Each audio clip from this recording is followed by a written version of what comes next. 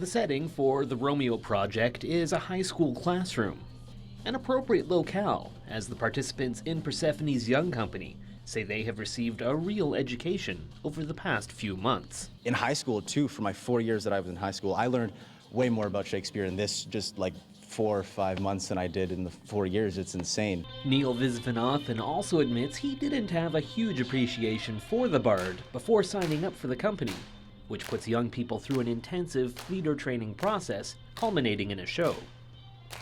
His perspective changed when he realized how relevant the work still is. At first I thought of them as being really boring and uninteresting, but as I started to really learn about this play, learn about what everything meant, I learned that it's not what we think of as like an old play, a really boring play. It's really easily adaptable to like be a modern play. Characters think the same way we think of things. They're really us. That initial lack of interest in Shakespeare is also a plot point in the play, as the characters begin to see the action of Romeo and Juliet unfold around them. They're opening their books, they're looking at them, but they don't really see the scenes that are happening around them.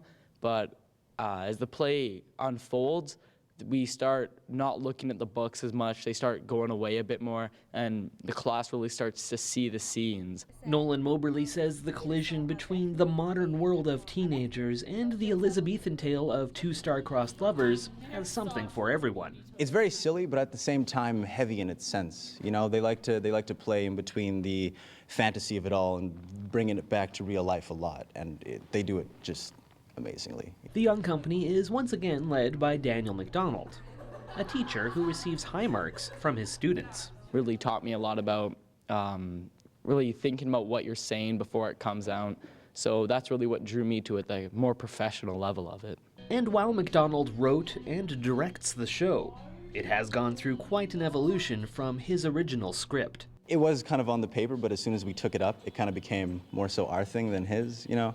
Like, yeah, there were a few things where he had, you know, an idea for this kind of thing, but as soon as we took it up, it kind of became our own little concoction, if you will. The Romeo project runs at the Backstage stage at the Ramey Arts Center from May 11th through the 15th. For Go on Shaw TV, I'm Simon Hyatt.